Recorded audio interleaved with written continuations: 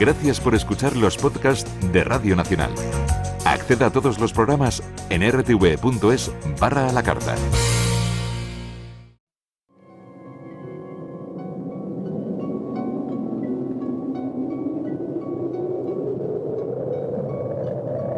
Solo cuando el túnel está en la más absoluta oscuridad es cuando puede volver otra vez la luz.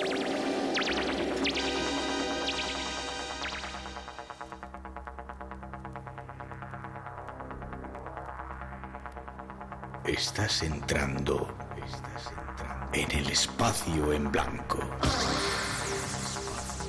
Una puerta a nuevas dimensiones de la existencia. Una nueva perspectiva sobre la realidad. Espacio en blanco.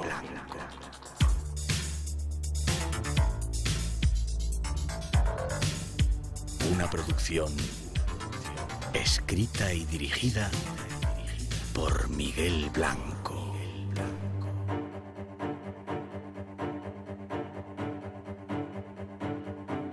Hola, buenas noches. Comenzamos. El misterio llega ya hasta tu casa y, como siempre, eres bienvenido a esta especial cita.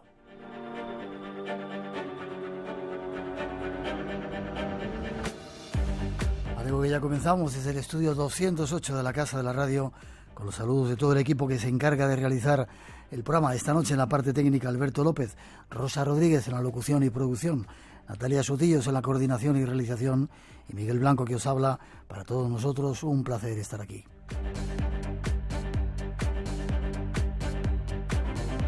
Es tiempo de verano, de aventuras, de viajes y a eso es a lo que os queremos invitar esta noche. Pero antes abrimos redes sociales. Ya sabéis que estamos en Face y en Twitter, Blanco Radio, buscarnos por ahí, con los saludos para todos los que ya estáis ahora conectados. Y saludos para muchos que sabemos que esta noche nos van a sintonizar, a escuchar desde Latinoamérica. Para todos, un abrazo muy especial desde España.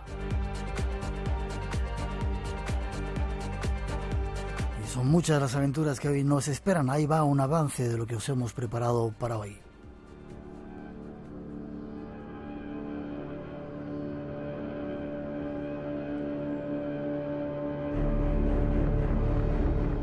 Esta noche queremos que participes con nosotros en una expedición muy especial realizada hace algunas semanas a un lugar de leyenda.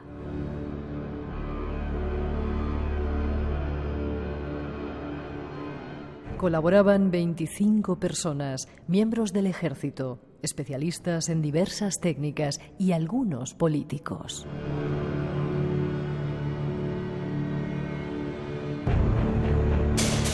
Entre ellos un ministro de Turismo y el organizador, el director de cine y documentales Raúl Cabrera. El destino, la Cueva de los Tallos.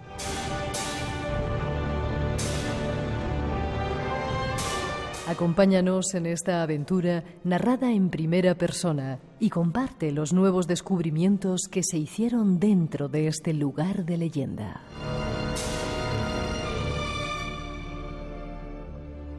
La Cueva de los Tallos, ¿un resto de ese mundo intraterreno?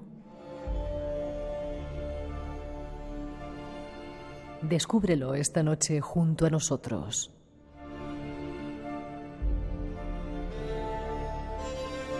Y además te ofreceremos un resumen de 30 años de misterios. Temas únicos para no olvidar te esperan en esta noche especial de verano.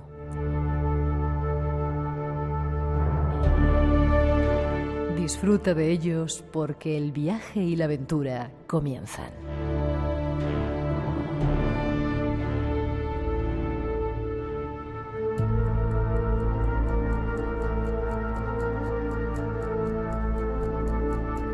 Están las intenciones, lo que os hemos preparado para que disfrutéis de la magia de la radio esta noche. Y la primera hora, el primer viaje nos va a llegar hasta un lugar de leyenda, la Cueva de los Tallos.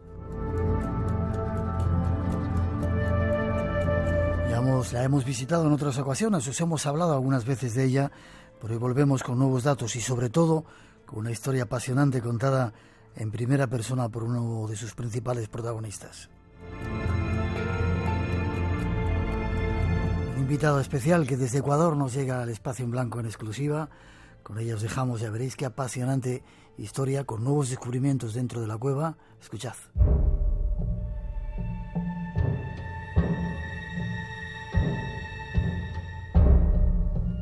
Nuestro siguiente tiempo nos va a llevar a un lugar de leyendas. Se estima que en territorio ecuatoriano existen alrededor de 1.200 cavernas. Algunas de ellas son conocidas como Cueva de los Tallos. El origen de su nombre se debe a que constituyen el hábitat de una gran cantidad de aves nocturnas llamadas tallos o guácharos. Sin embargo, existe una caverna de singulares características, la más grande de todas, cuya extensión aproximada es de 5 kilómetros. Esta Cueva de los Tallos está ubicada dentro del territorio de la nacionalidad indígena Shuar, en la provincia amazónica de Morona, Santiago.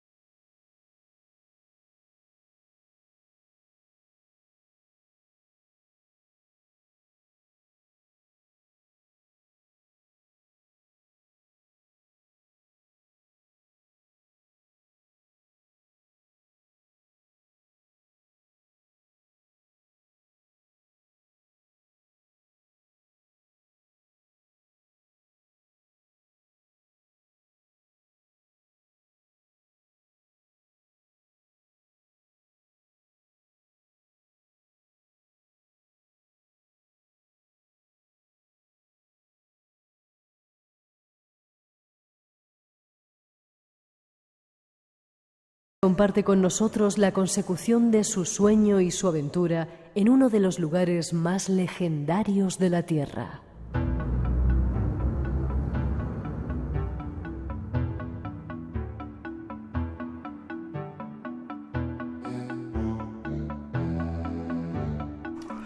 Y nos vamos de viaje hasta un lugar de leyenda que muchas veces hemos soñado visitar y que alguna vez, por algún invitado que ha venido y que está medio loco, se ha atrevido a visitar. No es el caso de nuestro siguiente invitado. Nos vamos hasta Ecuador, hasta Guayaquil, concretamente, a hablar con Raúl Cabrera.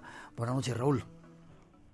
Buenas noches, Miguel, y buenas noches a todos. ¿Cómo estás? Aquí muy contento de poder estar en tu programa y poder compartir mis experiencias con mis hermanos de Europa. Y nosotros de que estés. Déjame que te presente. Eres director nacional de cine en Ecuador. Aparte eres director de cine, productor. Tienes una productora que se llama Nómada. Y gracias a Estíbaliz Centeno, una española que está también por ahí. ¿Sois oyentes del Espacio en Blanco? Exactamente. Estíbaliz es asesora del ministro de Turismo del Ecuador. Y sí, ella siempre está compartiendo tus aventuras. Todos aquí en Ecuador escuchamos tus podcasts. Y para mí es básicamente un elogio estar en tu programa. Qué bien. Para mí es un honor que estés también aquí con nosotros. Tú también eres viajero, ¿no? Te has hecho unos cuantos países por el mundo, ¿no? He visto algún documental tuyo y has estado en diferentes lugares por ahí, ¿no? Sí. Soy uno de los pocos ecuatorianos que ha podido recorrer el mundo. He viajado por 86 países haciendo lo que he tenido que hacer para eternizar mi odisea. Me encantan los viajes y sobre todo conocer nuevas culturas. Uh-huh. Dime uno que te haya impresionado fuera de América. He visto que has estado en Tailandia y por ahí, ¿no? También. Sí, he estado mucho tiempo en Asia, pero uno de los países que más me atrae a mí es Namibia. Es un lugar, es como un diamante en la mitad del desierto. Qué curioso. Es un lugar donde puedes hacer que tus más locas fantasías se conviertan en realidad. A mí me encanta bucear y hacer freediving o apnea, y ese lugar es alucinante. Las olas, la comida, las costumbres, la vida salvaje y todo. Es un lugar que lo recomiendo a cada persona que me pregunta. No lo recomendemos mucho para que no se estropee, ¿vale? Gracias. Eres apneísta también, te gusta bucear, acabas de decirlo. ¿Has hecho con tiburones ahí en Namibia, en ese lugar? No en Namibia, pero tuve una experiencia similar en África del Sur y es algo que en realidad es un sentimiento entre miedo, entre una emoción viva. Te sientes parte del ecosistema y como parte puede ser también una carnada para cualquier depredador. Me dio mucho miedo, para serte sincero, y no es algo que lo hago siempre. Hace 2 días estuve en Ecuador en un lugar que se llama Yangue, ¿sí? Nadando con las mantarrayas que viajan desde el sur de América hasta el norte y vienen en su migración y pasan y son del tamaño de un bus, son gigantescas, son inofensivas. Y estar con ellas me da un poco más de tranquilidad que estar al lado de un tiburón, porque yo surfeo y me da mucho temor a veces, pero sé que es el ciclo natural de la vida y tienes que estar preparado para cualquier situación.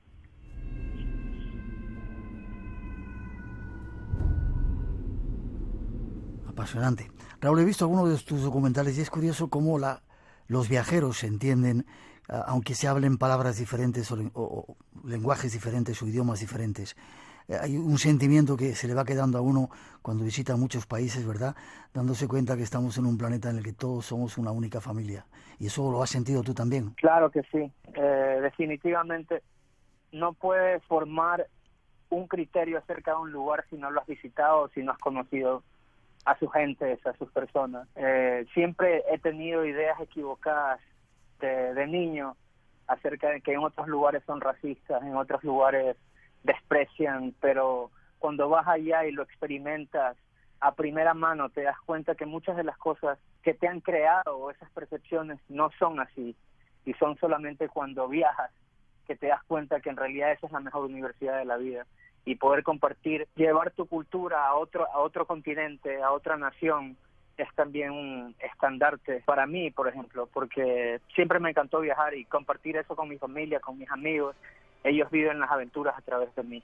Y lo que siempre digo es que tú eres un vivo representante de tu país y lo que ven en ti lo van a ver en el resto. Así que deja una buena huella en cada persona que encuentres o conozcas. Qué bonito. Y tú la estás dejando. Estamos sorprendidos de cómo está cambiando Ecuador, ese país que, bueno, para nosotros estaba ahí como perdido, muy poco conocido, y sin embargo le estáis revitalizando, quizá con personajes como tú que salen y dejan una buena huella en los países por donde van. Sí, muchísimas gracias. Sobre todo he estado trabajando también en el Ministerio de Turismo como embajador de mi país, entre comillas. Soy director nacional de cine de la Comisión Fílmica y he tenido la oportunidad de poder exponenciar la belleza de mi país a través de documentales que hemos hecho por todo el Ecuador, y sobre todo hacer conocer al mundo lugares recónditos, tal vez como la Cueva de los Tallos, que has de haber escuchado, como el río Cuyabeno, como el volcán del Quilotoa, que aparte de ser emblemáticos de nuestra nación, son lugares que deberían ser visitados por cada ciudadano antes de morir. Y he visitado la mitad del mundo y te puedo decir con convicción que ahora me siento feliz de si en cualquier momento pase una mejor vida, porque estuve en estos lugares que siempre los tuve en el patio de mi casa, pero nunca visité hasta que salí del país y me di cuenta que habían personas exploradoras que me hablaban de estos lugares. Yo sabía, pero nunca había ido y tuve que regresar para hacerlo. Yo me apunto, Raúl, a conocer esos lugares. De hecho, Ecuador es el único país de América que me falta por conocer, imperdonable, y algún día me apunto a conocerlo. Si te parece. Aquí te esperamos. Cuando vengas espero poder llevarte junto con otros exploradores a lugares como la Cueva de los Tallos o a la cordillera del Yanganate, donde aparentemente se esconde el tesoro del Inca Atahualpa. Muchos lo han intentado y pocos realmente pueden decir que han encontrado un indicio o un pequeño token de lo que realmente podría ser ese lugar. Ya estoy le dicen Yanganate, bendición o muerte. Ya estoy preparándome para el viaje. Un segundito y nos vamos a otro viaje todavía más apasionante que tú acabas de hacer.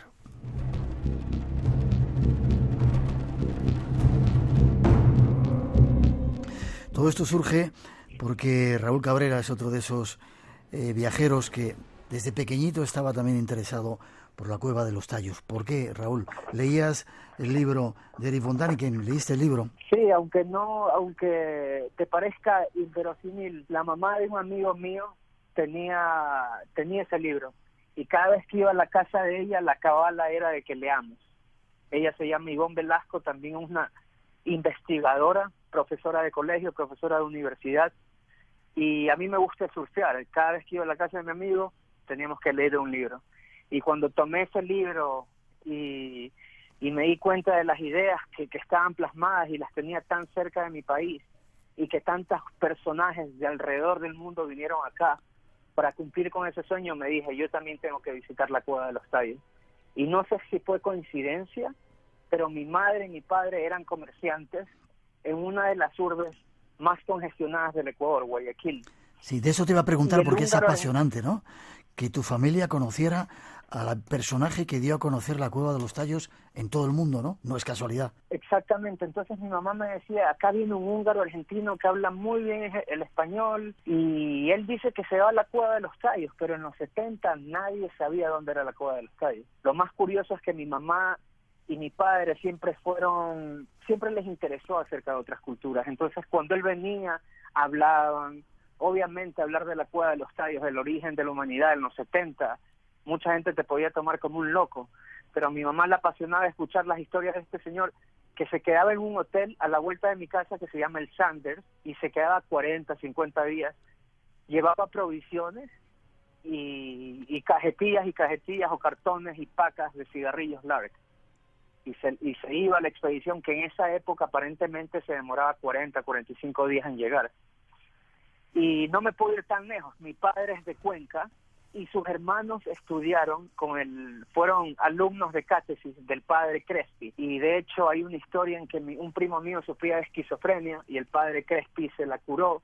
Un milagro o no sé qué puede haber sido, pero mi primo hasta el día de hoy me confirma esa teoría, mis tíos, mis tías, porque fue alguien muy querido en Cuenca y él también fue uno de los primeros exploradores que visitaron la Cueva de los Tallos. Entonces creo que se pasó ese gen a través de células, o cuando nací recibí esa herencia de mi familia, de mis padres, que es lo mejor que he recibido. Estabas predestinado a conocer la cueva si ya desde el principio estabas relacionado con Juan Morís y con el padre Crespi, ¿verdad? Exactamente, fue así. Tal vez no lo conocía en ese momento, pero a través de los años, mi preparación para la cueva, siempre fui un deportista de élite, siempre me interesó el surf, siempre me interesó viajar, siempre me interesó prepararme físicamente para cualquier aventura que pueda tener. Y te puedo decir que con convicción que me preparé durante 3 décadas para ir a la Cueva de los Tallos, y es un sentimiento indescriptible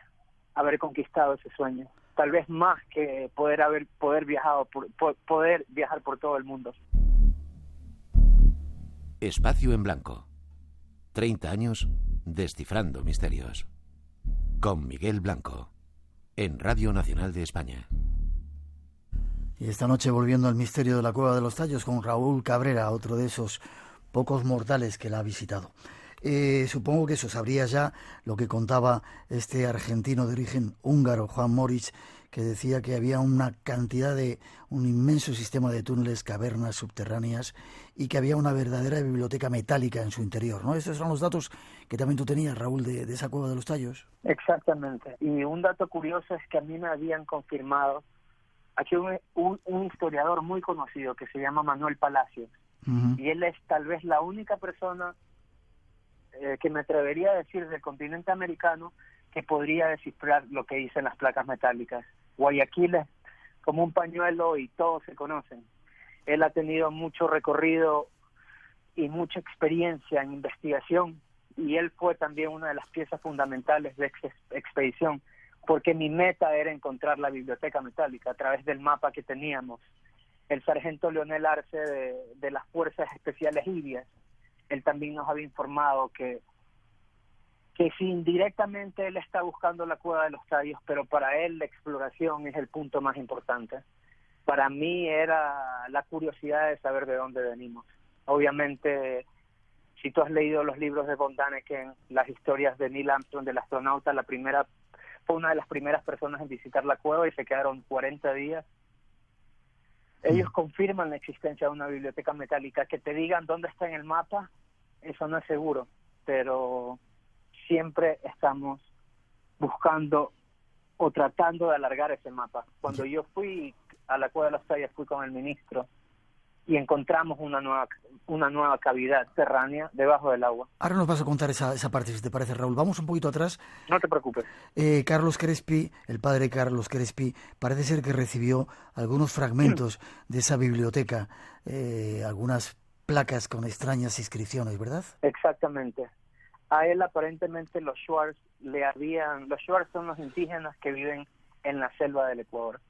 A él le habían otorgado, porque él se había ganado el cariño y la confianza de estos indígenas, y ellos le llevaban unos presentes de oro, placas de otro tipo de mineral, y lo más interesante es que se parecen mucho. Si tú ves las fotos de los años 60, cuando él hizo un documental y lo sacó, se parecen mucho y se asemejan mucho a culturas que no tienen nada que ver con América, a Mesopotamia, Babilonia. Entonces, hay algo que no encaja en la historia. Los Shuaras, esto es extra confidencial, dicen que todos estos tesoros se lo dieron sus ancestros. Entre ellos habían cascos de los primeros conquistadores que intentaron llegar y que nunca llegaron. Habían espadas, habían reliquias, y sobre todo cuando tú ves las filmaciones parecen ser las placas metálicas. Algunas tienen leyendas, algunas tienen historias. Lo que no sabremos es que si esas eran las placas metálicas que estaban dentro de la cueva o eran otro tipo de placas que venían, porque la Cueva de los Tallos se extiende casi por todo el Ecuador. Dicen que llega hasta Bolivia, hasta Venezuela, y está confirmado porque los científicos han estudiado que hay muchos tallos, muchas especies que son las mismas desde Ecuador hasta Brasil, dando la vuelta hasta Venezuela. Entonces es una ciudad subterránea, y los Shuaras, no sé exactamente de qué cueva la llevaban, si era de donde entramos nosotros, que fue la famosa de Neil Armstrong, o de otros lados, pero sin duda alguna ellos sabían dónde estaban. Tal vez no las quieran enseñar ahora, pero en eso yo creo que en eso se basa el punto de cada explorador, de encontrar la biblioteca metálica e interpretar lo que dicen y saber de dónde venimos, por qué estamos aquí y con qué objetivo.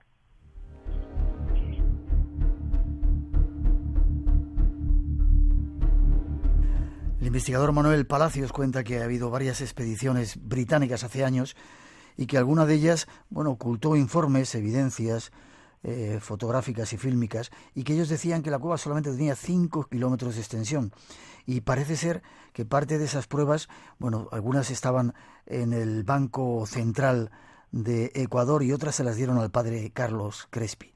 ¿Es cierta esa información que te estamos dando? Mira, Miguel, lo que sí sé es que los ingleses se llevaron 4 cajas de nuestro país, y eso es lo que estamos intentando hacer con el Ministerio de Cultura y Patrimonio, no de pedir que se retornen las reliquias, pero saber lo que se llevaron de las cuevas. En el Banco Central se encuentran otro tipo de ornamentos que no tienen en realidad nada que ver con las cuevas. Si ellos se llevaron algo que estuvo en esa cueva donde se hospedaron durante 40 días, no lo sabemos, no hay un expediente, pero testimonios de personas que estuvieron ese día confirman que se llevaron 4 cajas, 4 baúles. No los dejaron ver qué era, pero ¿por qué fue Neil Armstrong allá? ¿Habrá encontrado algo en la luna y ahora está aquí? No lo sabemos. Eso es curioso. Yo espero que nos hayan llevado a la biblioteca metálica. Ojalá. Es curioso también que parte de los objetos que le dieron al padre Crespi se pusieron en un museo, y ese museo en 1962 se incendió, con lo cual desaparecieron esos objetos. Me ha llegado información, no hubo uno, hubieron varios incendios, pero aparentemente esas piezas sí se encuentran en el Ecuador, sí se encuentran en manos de agricultores y terratenientes que tenían mucho poder en la época y fueron vendidas a gente de mucho poder. Una vez más, no sabemos dónde está todo, pero fue muy curioso que haya el incendio. Yeah. Fichas metálicas que registran figuras ancestrales y que tienen semejanzas con culturas de Oriente Medio. Tú recopilas toda esta historia y empiezas a montar este rompecabezas. Te encomiendas a chamanes. He escuchado, creo que en ese documental, que luego vamos a hablar de él, increíble, que has hecho, que te encomiendas a chamanes. ¿También crees en eso? Claro que sí. Un chamán no es que puede ver el futuro, él puede ver la línea de vida y conectarse a ella. Entonces te puede dar un consejo. A mí me dijeron en algún momento que iba a encontrar un lugar que muchas personas estaban buscando. No sé si fue ese lugar porque cuando llegué no había nada, o si era al otro lado, pero para mí llegar a la Cueva de los Tallos fue el tesoro que tanto había anhelado. Volvería sin duda alguna, y creo que la bendición de los chamanes para este tipo de expediciones un poco esotéricas es fundamental, porque ellos tienen la capacidad de ver más allá de lo evidente.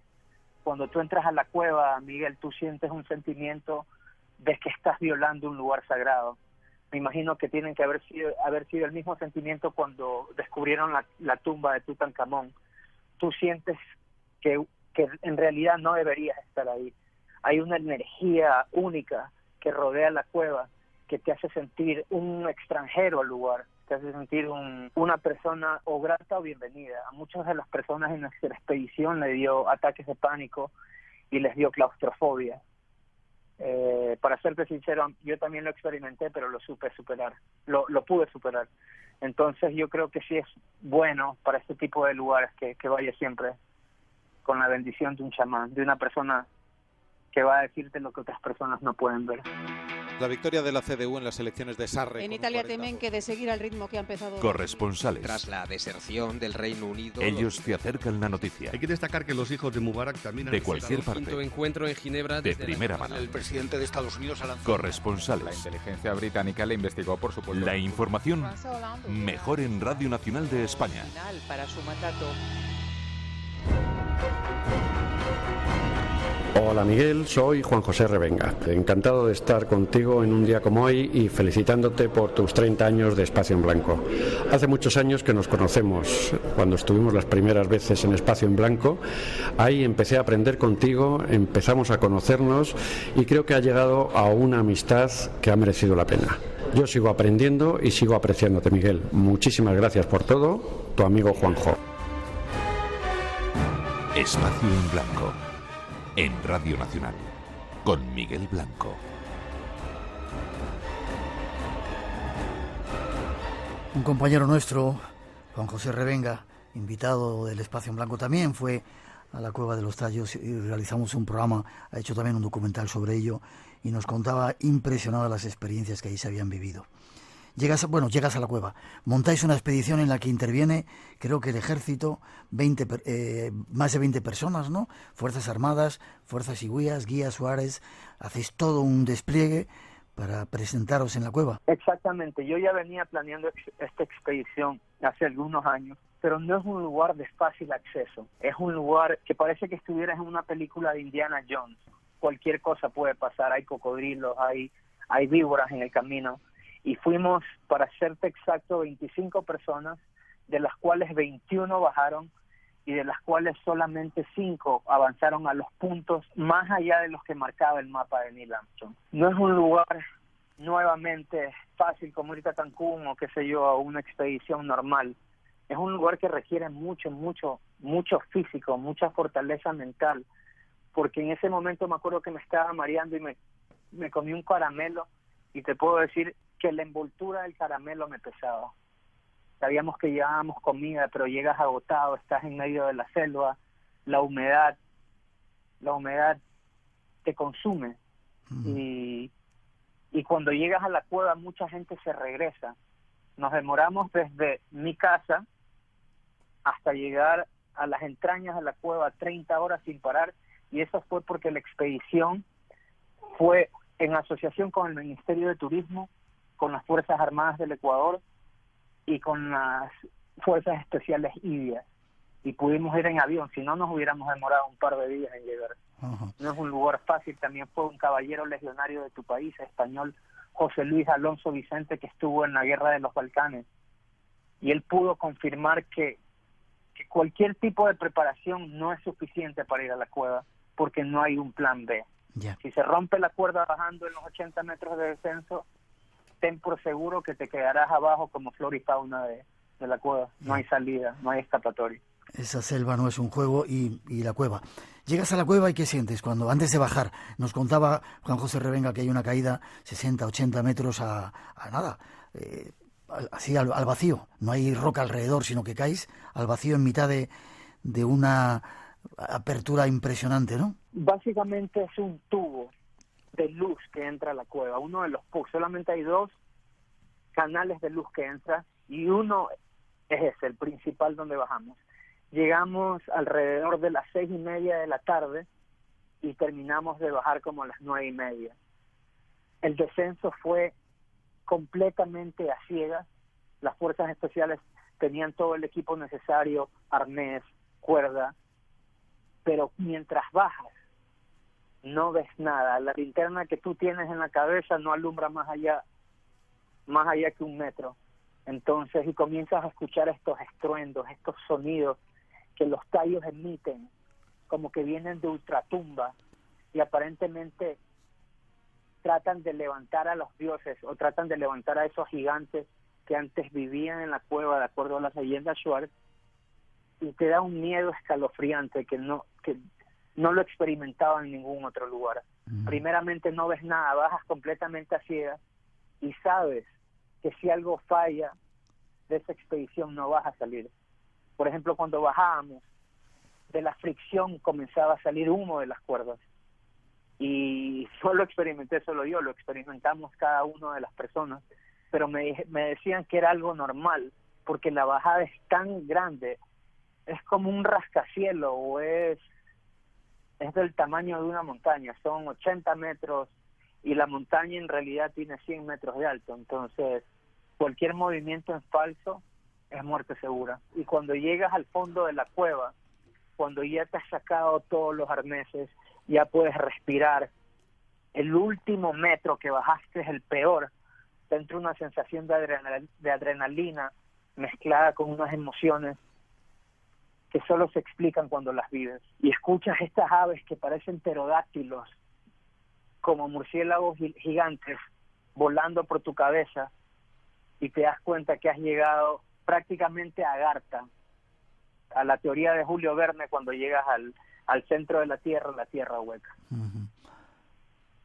Recordar que los tallos, que para nosotros nos suena algo extraño, son pájaros, esos pájaros que habitan en esa cueva. Aclárame una cosa, Raúl, no hay solamente una cueva, hay varias cuevas de los tallos. Hay varias entradas a la cueva de los tallos que quedan en diferentes puntos estratégicos del país. Es básicamente siguiendo la cordillera y siguiendo la misma dirección.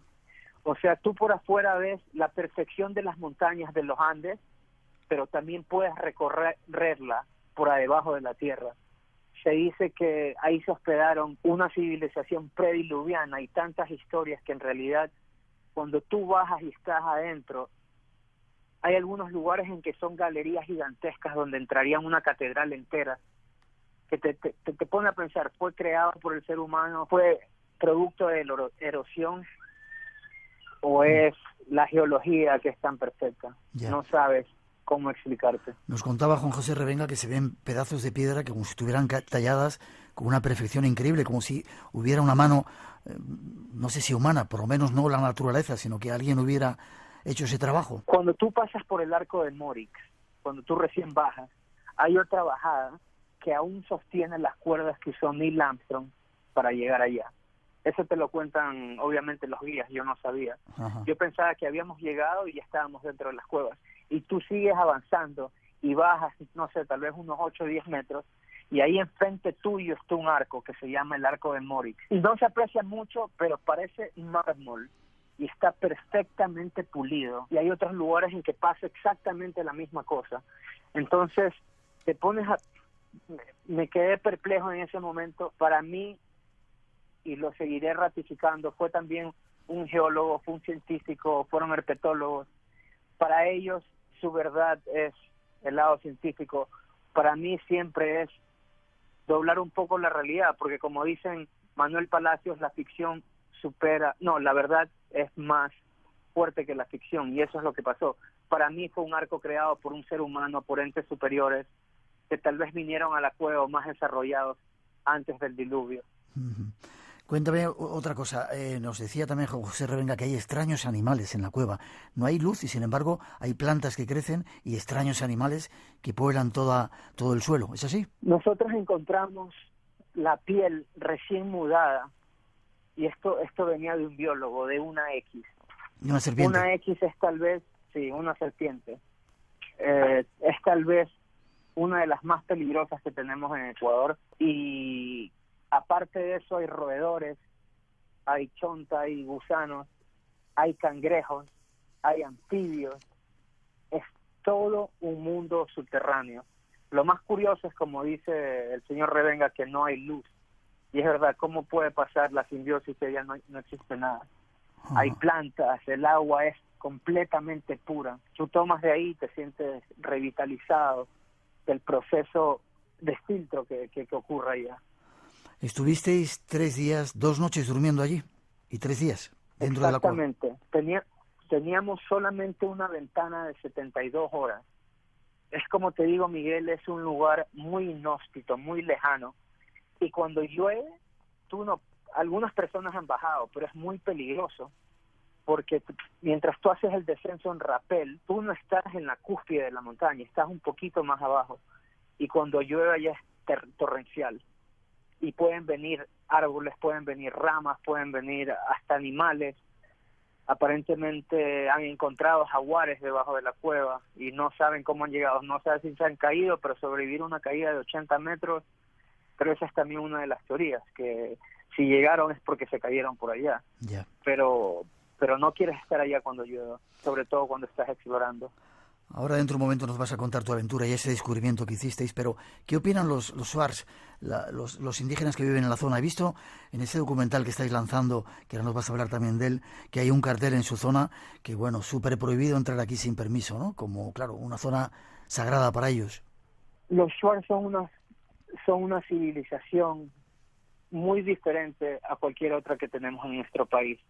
Lo que para nosotros tal vez pueda decir... lo puedes hacer, para ellos no aplica eso.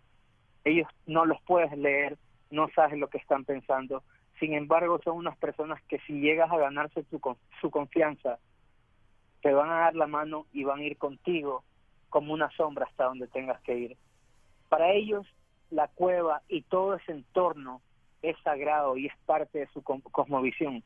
Al lugar donde fuimos, porque fuimos también con guía Shuar, nos dejaron pasar. Pero hay un letrero gigante en el que dice: prohibido el paso para turistas y personas ajenas a la tribu. En la antigüedad, una intromisión representaba la muerte. No bromean, ¿eh? Sí.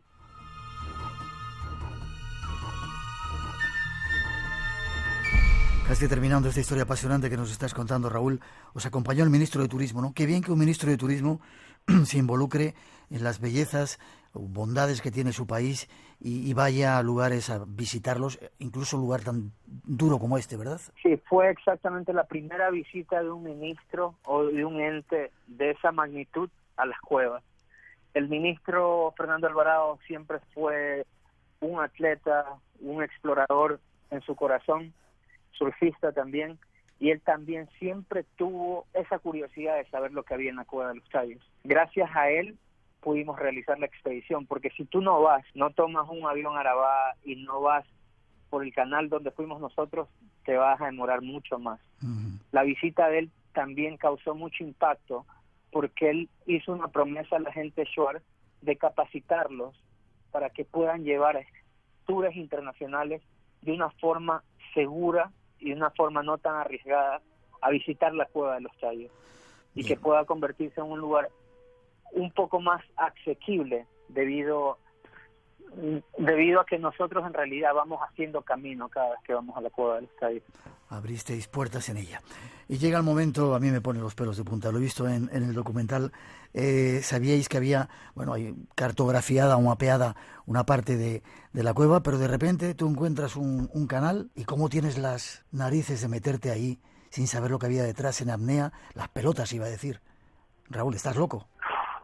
Miguel, yo creo que me vine preparando durante toda mi vida para ir a la Cueva de los Tallos y he practicado apnea durante 3 años. El año pasado fui campeón nacional categoría amateur en diferentes modalidades y yo sabía que tenía que ir un poco más allá. Ya, un ufólogo muy conocido. Sí, discúlpame que te diga, tú no sabías lo que había detrás, podía haber un túnel de agua de 100 metros y no llegabas al fondo, no sabías lo que había detrás, ¿no? Nadie sabía. Yo había escuchado acerca del lugar, pero por ejemplo el sargento de las Fuerzas Especiales Libia, que en su deber está precautelar y cuidar tu seguridad, él no quería que vayamos allá. Porque sabía de mi trayectoria, sabía que yo era apneísta y un paso en falso representaba la muerte. Por ejemplo, el sargento de las Fuerzas Especiales, el caballero legionario español, él abortó la misión un poco antes porque comenzó a llover. Para llegar allá teníamos que pasar por un sorbete. Había una entrada donde solamente entraba tu cuerpo a cuclillas y en gatera. Y si llovía más torrencialmente, te quedabas ahogado. Esto es antes de llegar a ese lago subterráneo. Una vez que llegamos al lago subterráneo, el ministro Fernando Alvarado se puso un casco e intentó entrar. Pero una vez que tú te sumerges, no ves absolutamente nada. La linterna no alumbra nada. Yo me la puse en la boca y él retornó. Él entró tal vez un medio metro y se retornó. Me dijo, sientes que el agua va por ahí, pero yo no voy a aventurarme.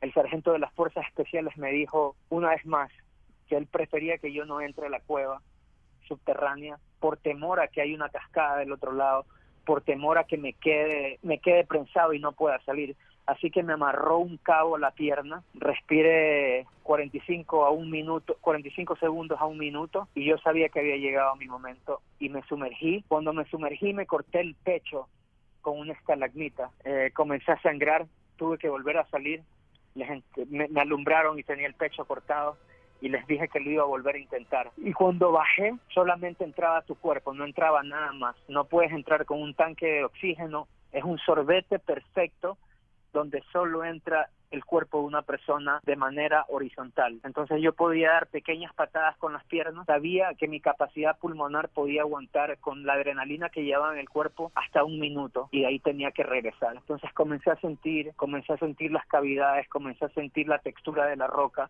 y en un momento la corriente te comienza a helar. Y ahí me di cuenta, tenía 10 segundos más, había llegado como 40 segundos y decía, si en 5 segundos no encuentro la salida, me voy hacia atrás. Y tenía que irme hacia atrás como había llegado. Ellos no podían alar de la cuerda ni podían tratar de sacarme porque podía cortarme con las rocas. Y gracias al universo salí del otro lado, di un respiro. En ese momento me quebré, estaba muy emocionado de que me había preparado durante toda una vida y les dije que podían pasar. Yo era el ancla y comenzaron a pasar uno por uno las 5 personas que llegamos a las cuevas. El segundo fue el ministro de Turismo, Fernando Alvarado. El tercero fue José Villalba, coordinador de turismo. El tercero fue el sargento Óscar Arce de las Fuerzas Armadas. Y el último fue Roberto Ochoa, un reconocido buzo submarinista de nuestro país.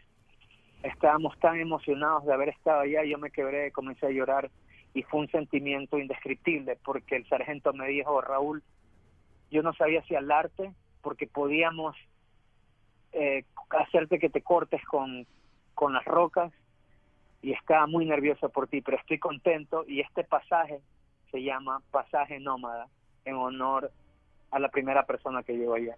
Él siempre desistió en que bajemos allá. Él nunca quiso ir. Déjame que ponga un poquito de música.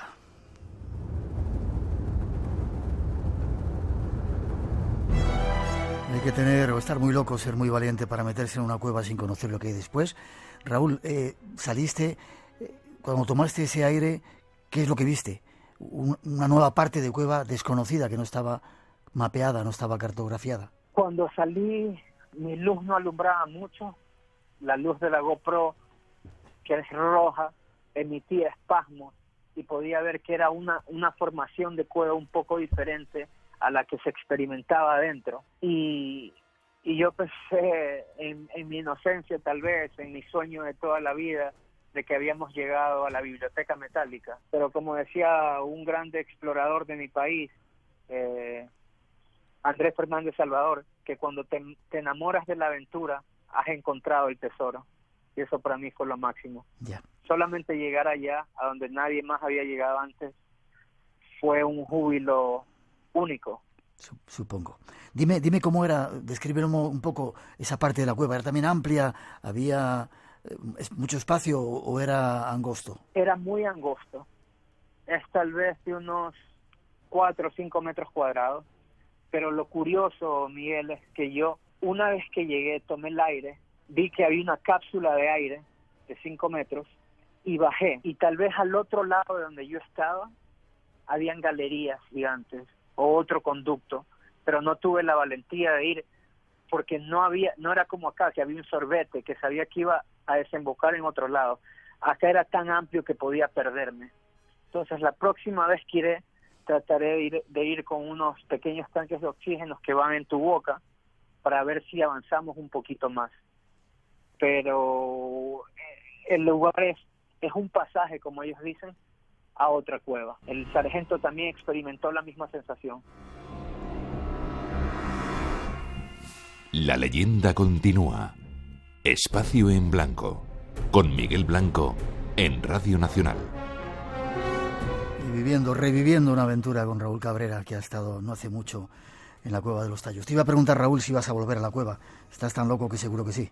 En una conversación que tuve con una de las personas que encontré en ese viaje, le dije que mi afán nunca fue llevarme nada de la cueva, solamente interpretar las placas metálicas que sus ancestros les habían pasado, porque ellos, los Shuar sí saben dónde está la biblioteca metálica.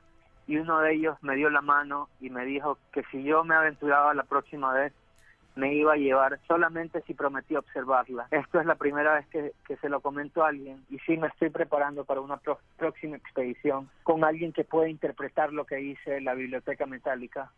Y me aventuraría en cualquier momento, pero es una expedición en la que llevas a tu cuerpo al límite. Fuimos con una persona que escalaba el Everest, el Cotopaxi, y me dijo que era exactamente lo mismo, pero hacia abajo de la tierra. Es bien demandante en tu cuerpo. Entonces, espero en la próxima expedición llevar un equipo tal vez de menos personas, pero tratar de avanzar más y avanzar por otros lados para obtener diferentes resultados. Y espero que nos lo cuentes. Raúl, casi terminando, déjame que ponga una musiquita y hablamos de ese documental que has hecho.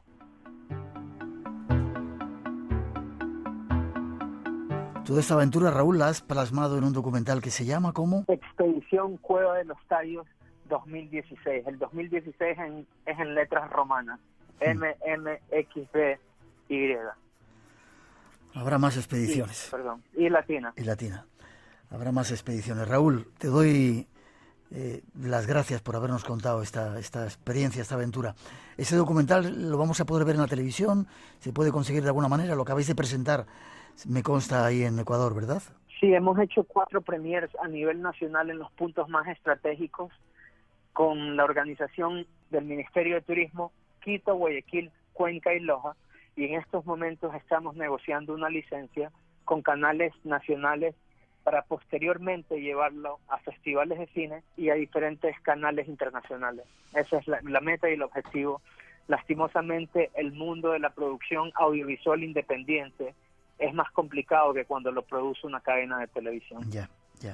Esperaremos con esperanza que llegue aquí a España y podamos verlo en los canales, ese trabajo que habéis hecho. Raúl, te doy un abrazo súper fraternal.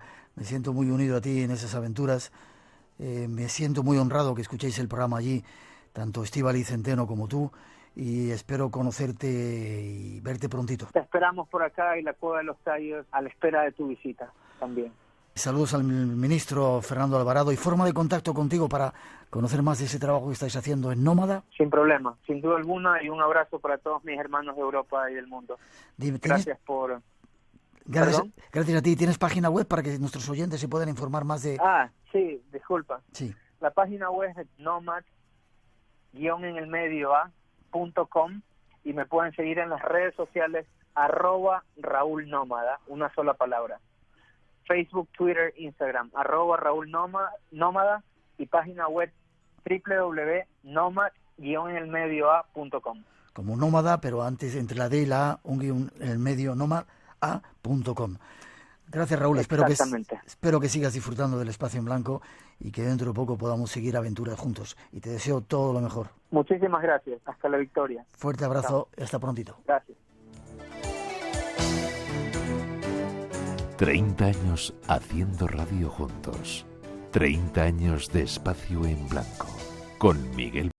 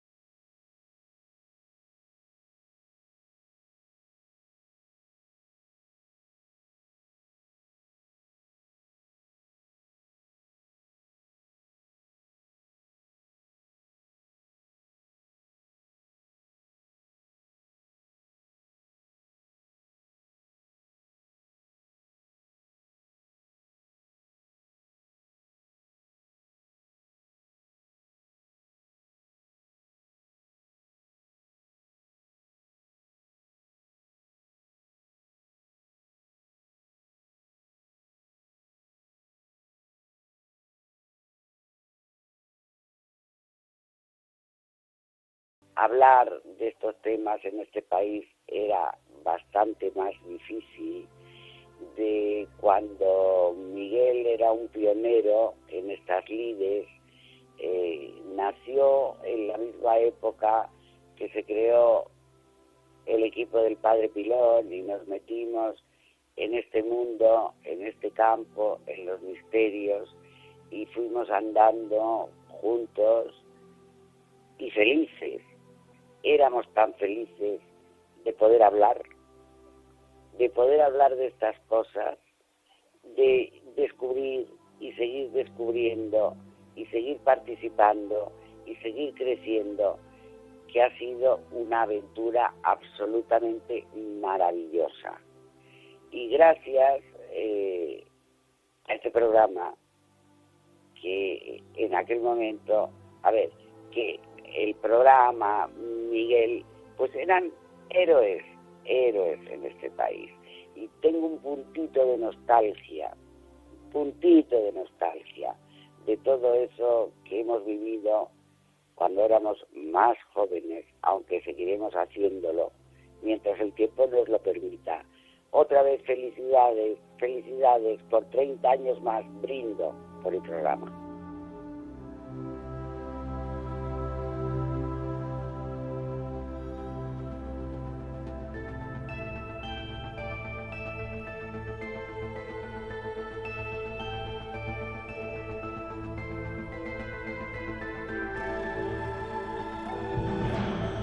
Hemos de hacer una pausa. Llegan las noticias de las 3, las 2 en las Islas Canarias. Os dejamos con la información, pero enseguida regresamos. Tras la actualidad, 30 años de misterio nos contemplan y llegarán temas únicos. Os aconsejamos para no perdérselo. Las redes sociales siguen abiertas. El Blanco Radio en Facebook y en Twitter. Volvemos enseguida. Queremos estar conectados con vosotros. En ese segundo tiempo vamos a dejar que unas misteriosas caras llenas de terror nos observen. No os lo perdáis.